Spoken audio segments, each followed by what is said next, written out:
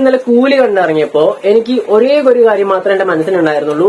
ശരിക്കും ഞാൻ കണ്ടത് ഒരു ലോകേഷ് കനകരാജ് സിനിമ തന്നെ ആയിരുന്നു എന്നുള്ളതാണ്. കാരണം ഞാനൊരു കാര്യം പറയട്ടെ, ഈ ഒരു പടം കൂലി എന്നുള്ളൊരു പടം സ്റ്റാൻഡ് അലോൺ മൂവിയാണെന്ന് പുള്ളിക്കാരൻ പറഞ്ഞു. ഓക്കെ, സമ്മതിച്ചു. ഞാനും പേഴ്സണലി അങ്ങനെ തന്നെയായിരുന്നു എന്റെയും ഒരു എക്സ്പെക്ടേഷൻ. കാരണം LCU മേ ബി ആണെങ്കിൽ അതൊരു ബോണസ്, ഇനിയിപ്പോ LCU അല്ലെങ്കിലും നല്ലൊരു സിനിമ കാണാൻ പറ്റും എന്നുള്ളൊരു ഹോപ്പ് ഉണ്ടായിരുന്നു. സോ ഞാൻ പറഞ്ഞു വന്നത്, ഇതൊരു സ്റ്റാൻഡ് അലോൺ മൂവിയാണ്. പിന്നെ എന്ത് മണ്ണാങ്കട്ടയ്ക്കാണ് ഈ LCUയുടെ ടെംപ്ലേറ്റ് അങ്ങനെ അതേപടി എടുത്ത് കോപ്പി അടിക്കുന്ന എനിക്ക് മനസ്സിലാവുള്ളൂ. For example retro songs forcefully ഇതിനകത്തേക്ക് ഇടുന്ന കുറെ സീൻസ് ഉണ്ട്. എന്തിന്റെ ആവശ്യം എനിക്ക് മനസ്സിലാവുള്ളൂ. അതേമാതിരി തന്നെ ക്ലൈമാക്സിൽ ഒരു ക്യാമിയോ കൊണ്ടുവന്ന് ആൾക്കാരെ ഇങ്ങോട്ട് ഗൂസ് ബമ്പ് അടുപ്പിച്ച് തിയേറ്റർ പിടിപ്പിക്കാന്നുള്ളൊരു തോട്ട് അതുമില്ല. പിന്നെ ഇന്റർവെല്ലിൽ എന്തൊക്കെയോ മനമറിക്കുന്നുള്ളൊരു അതൊക്കെ പുള്ളിയുടെ ഭാഗത്തുണ്ടായിരുന്നു. പക്ഷെ ഒന്നും അല്ലാത്ത പോലെ ചുമ്മാ ഒരു വേൾഡ് സെറ്റ് ചെയ്ത് വെക്കും. കൂലിയിൽ ഓരോ ക്യാരക്ടേഴ്സിനും ഇൻട്രോ കൊടുക്കും. പക്ഷെ അവർക്കൊന്നും സത്യം പറഞ്ഞാൽ ചെയ്യാനില്ല. സൗബിന്റെ കാര്യത്തിൽ സൗബിന്റെ ഒക്കെ ഒരു ക്യാരക്ടർ ബിൽഡിംഗ് ഭയങ്കര രസമായിരുന്നു കാണാൻ വേണ്ടിട്ട്.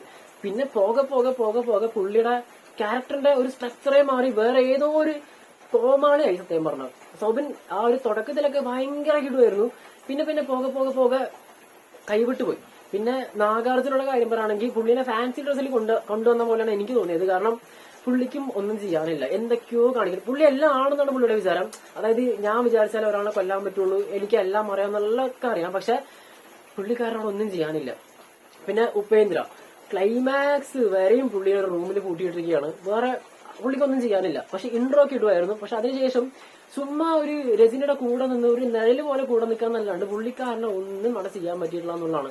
പിന്നെ ക്ലൈമാക്സിൽ അമീർ ഖാനെ കൊണ്ടുവന്നത് വെറും വേസ്റ്റ്. ചുമ്മാ അതായത് നമ്മുടെ ബ്ലൂ സെട്ടേമാരുടെ റിവ്യൂല് പറഞ്ഞിട്ടുണ്ടായിരുന്നു, പുള്ളി ഡോഗുമായിട്ട് വാക്കി നടക്കുന്ന സമയത്ത് പെട്ടെന്ന് കയറിയിട്ട് വാടാ ഒരു ഷൂട്ട് ഉണ്ട് നമുക്ക് ചെയ്തിട്ട് പോകാൻ പറഞ്ഞിട്ട് അങ്ങനെ ഫോഴ്സ്ഫുള്ളി വിളിച്ച് കൊണ്ടുവന്ന മാതിരിയാണ് എനിക്ക് തോന്നിയത്. അത്രയും വേസ്റ്റ് ആയിട്ടുള്ള ഒരു പരിപാടിയായിരുന്നു നമ്മുടെ ലോക്കി ഇതിനകത്ത് പണി വെച്ചിട്ടുള്ളത്. പിന്നെ അനിരുദ്ധിനകത്ത് ഒന്നും ചെയ്തിട്ടില്ല.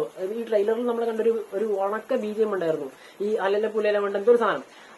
ആ ഒരു സാധനം കേട്ട് എനിക്ക് തലവേദന വരും. ആ ട്രെയിലർ കണ്ടിട്ട് ഞാൻ വിചാരിച്ചു ചിലപ്പോൾ ഹൈപ്പ് ലോ ആക്കാൻ വേണ്ടിയിട്ട് മനഃപൂർവ്വം ചെയ്ത് വെച്ചൊരു പണിയാണ്. പക്ഷെ പടത്തിൽ ത്രൂ ഔട്ട് അത് മാത്രമേ ഉള്ളൂ. പവർ ഹൗസ് എന്നുള്ള ഒരു അടിപൊളി കിണ്ണം കാഴ്ച സോങ് അവിടെ ഉണ്ടാക്കി വെച്ചിട്ട് ഇതിനകത്ത് ഈ പവർ ഹൗസ് എന്നുള്ളൊരു അതിന്റെ ഒരു 10% പോലും എവിടെയും യൂസ് ചെയ്തിട്ടില്ല. എനിക്കിതിനകത്ത് ആകെ പോസിറ്റീവ് തോന്നിയ ഒരു കാര്യം എന്ന് വെച്ച് കഴിഞ്ഞാൽ നമ്മുടെ ഫ്ലാഷ് ബാക്കിൽ വന്നിട്ടുള്ള AI വെച്ചിട്ടുള്ള കുറച്ച് പരിപാടി ഉണ്ട്. ആ സൗണ്ട് മോഡുലേഷൻ അടുത്ത വിഷ്വൽ ഭയങ്കര രസമായിരുന്നു കാണാൻ വേണ്ടിയിട്ട്. അത് മാത്രമേ ഉള്ളൂ ഇതിനകത്ത് എടുത്ത് പറയാനായിട്ട്. വേറെ ഒരു തേങ്ങയില്ലെന്ന് വെച്ചാൽ തേങ്ങയില്ല. ചുമ്മാ ഫ്ലാറ്റ് ആയിട്ട് പോണ ഒരു അവിയൽ സ്ക്രിപ്റ്റ് ആണ് കൂലി. ഞാനിത് അവരുടെ എഫേർട്ടിനെ മാനിച്ച് പറയുന്നത് തന്നെയാണ്. കാരണം ഇത്രയും എഫേർട്ട് ലോകേഷൻ ടൈം കിട്ടിയിട്ടില്ല എന്നൊന്നും പറയാൻ പറ്റത്തില്ല. സോ എല്ലാം കൂടെ നോക്കുമ്പോൾ ഭയങ്കര ആവറേജ് ആയിട്ടുള്ള ഒരു എക്സ്പീരിയൻസ് ആണ് എനിക്ക് തോന്നിയത്.